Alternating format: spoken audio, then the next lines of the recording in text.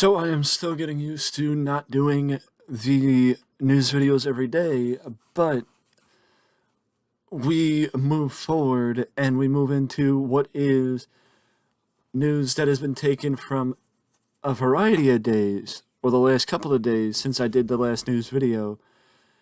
And we start with an update on both Night of Champions and AEW Double or Nothing, as next week is the go home shows for not just Double or Nothing, but also WWE's Night of Champions and NXT's Battleground, because Memorial Day weekend is going to be a busy day for professional wrestling, with AEW and WWE both having shows over Memorial Day weekend, and also Impact Wrestling having a show over Memorial Day weekend as well, called Under Siege. It is very much going to be like WrestleMania weekend, where we start with one and then move to another, with Impact Wrestling, ironically enough, starting the week, and then we go to, I believe, then we go to WWE, then we go to NXT and AEW. But I just wanted to give out the update that next week is going to be preview heavy, with our normal Rampage preview, and then Under Siege, Battleground, Night of Champions, and AEW Double or Nothing. The one thing I will say is that I totally forgot that it was next week, because when I looked around and I'm like, crap, did I forget Double or Nothing? Did I forget the pay-per-views this week? I'm like, oh good, the pay-per-views are next week, not this week. So, there's that. But I just wanted to start with that, and also then move to what comes after Double or Nothing and Night of Champions, as there is not a WWE pay-per-view in the month of June, with Money in the Bank being in July, and early July at that. So next week on Raw is when both the men's and the women's Money in the Bank matches kick off for Money in the Bank qualifiers.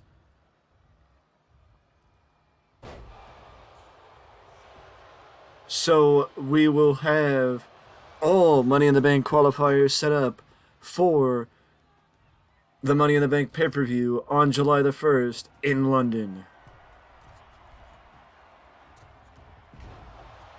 And now we also move back to the first, or the go-home show, I should say, the go-home episode of Monday Night Raw, before Night of Champions next weekend.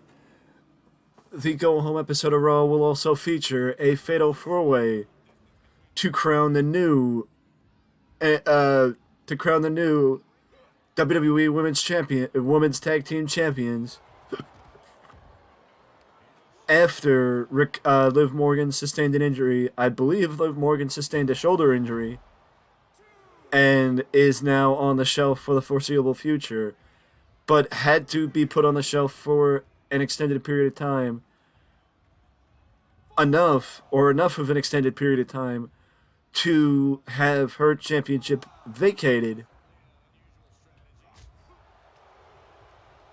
Otherwise, you would wonder why Liv Morgan and Raquel Rodriguez had to have the title vacated if Liv was not going to be on the shelf for an extended period of time.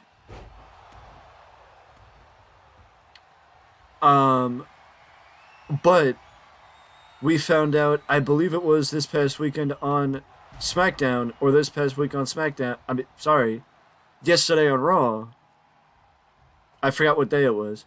We found out this past week on Raw that Raquel Rodriguez will have a tag team partner for the Fatal 4-Way next week on Raw, and her tag team partner will be her former partner, Shotzi, as Shotzi will join Raquel Rodriguez against Dakota Kai against Bayley and Io Sky, and if that wasn't enough, it will also be Shayna Baszler and Ronda Rousey and Chelsea Green and Sonya Deville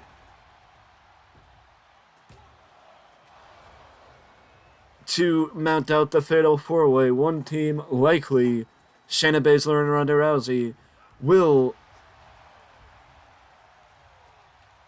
earn the right to become the new women's tag team champions, and then we will likely see Raquel Rodriguez and Liv Morgan go back for the belts after Liv Morgan is back from her injury, whenever that might be. I think it is also a strong possibility, or it could be a strong possibility, in my opinion, that you don't have Ronda Rousey and Shayna Baszler win the tag team titles. You have somebody else win the tag team titles and then go against Ronda Rousey and Shayna Baszler. Because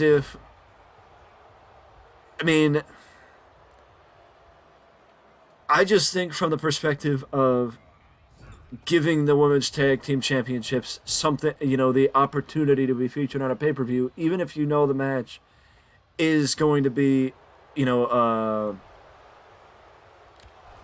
if you know the match is going to go a certain type of way, or even if you know the match is going to be a certain type of match, it's okay at least to give them the opportunity to keep changing the perception, because the more that they're not on pay-per-view as opposed to the more of them being on pay-per-view, you know what I mean? Like, actually allowing them to be on pay-per-view means a bit more than them not being on pay-per-view. If that makes sense.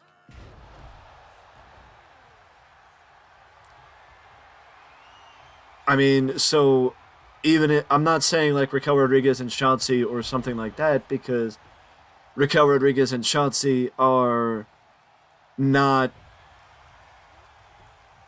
I don't want to say they're not Raquel and Liv Morgan, but my question is, if Liv Morgan did not get hurt, would Raquel and Shotzi, would Raquel and Liv Morgan have lost the titles? If Liv Morgan did not get injured, would Raquel and Liv Morgan have lost the titles? If that's the case, if that's not the case, I should say, would that make sense to make Ronda Rousey and Shayna Baszler the tag team champions then? You know what I mean? If they weren't going to lose the titles, would it make sense to have them lose the title? Or go against the team that would have won the titles? You know what I'm saying. Or I think I know what I'm saying.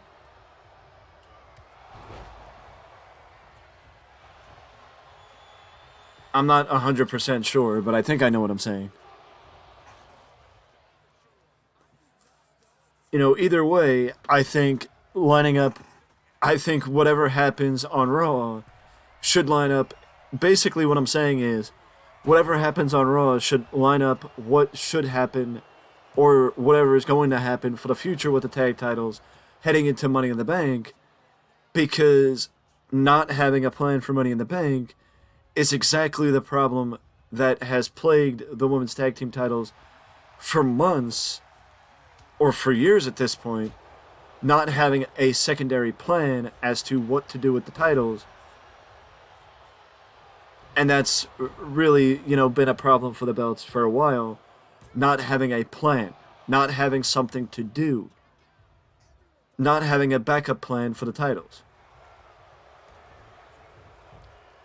Meaning, the more pay-per-views that the women's tag team titles are not a part of, the longer they will be considered an afterthought, or the more often they will be considered an afterthought in the WWE, and the longer that they're considered an afterthought within the WWE, the harder it will be to change the perception of the titles.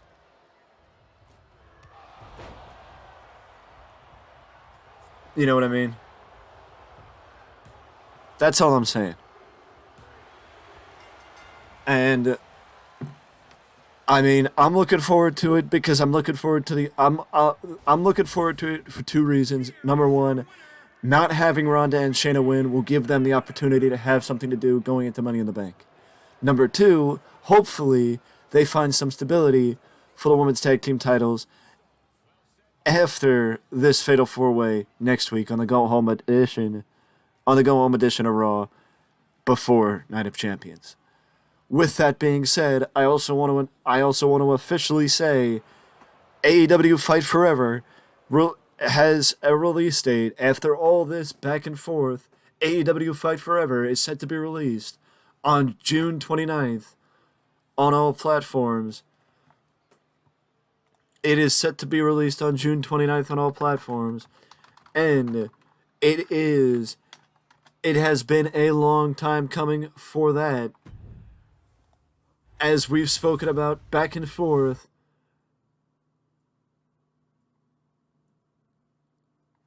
as we've gone back and forth on what's going on with AEW Fight Forever, but having the game finally have a release date, it's something that a lot of fans have been waiting for a very long time at this point. And I, for one, could not be happier for.